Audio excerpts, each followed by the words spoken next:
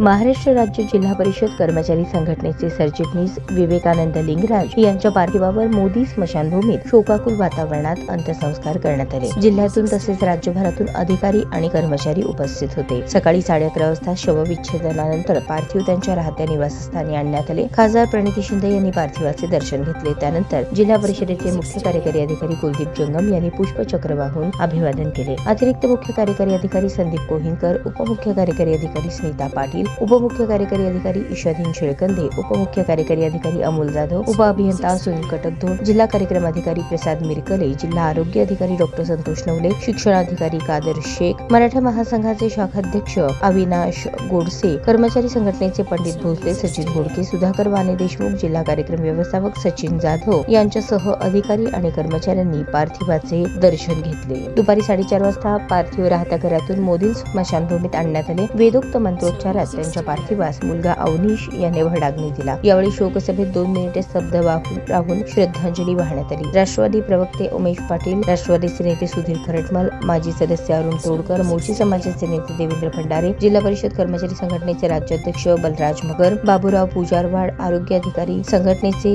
महेश जाधव, जिल्हा परिषद पतसंस्थेचे मार्गदर्शक पंडित भोसले, अरुण खरमाटे, लातूरचे जावेद शेख, योग केंद्राच्या वतीने चव्हाण यांनी श्रद्धांजली वाहून आपल्या भावना व्यक्त केल्या। कार्यकारी अभियंता संजय धनशेट्टी, कार्यकारी अभियंता नरेंद्र खराडे, पतसंस्था 2 चे गिरीश जाधव, श्रीमंत बंडगर, कास्ट ट्राईब संघटनेचे Arun Kshirsagar, Dinesh Bansode, Shivanand Bharle, doctor HP Mane, chairman Suresh Kumbhar, Dayanand Paricharak, Tajmul Mutwali, Chetan Waghmare, पत्रकार यांच्यासह सर्व संचालक मंडळ, महिला पुरुष कर्मचारी, समाज बांधव हजारोंच्या संख्येने उपस्थित होते।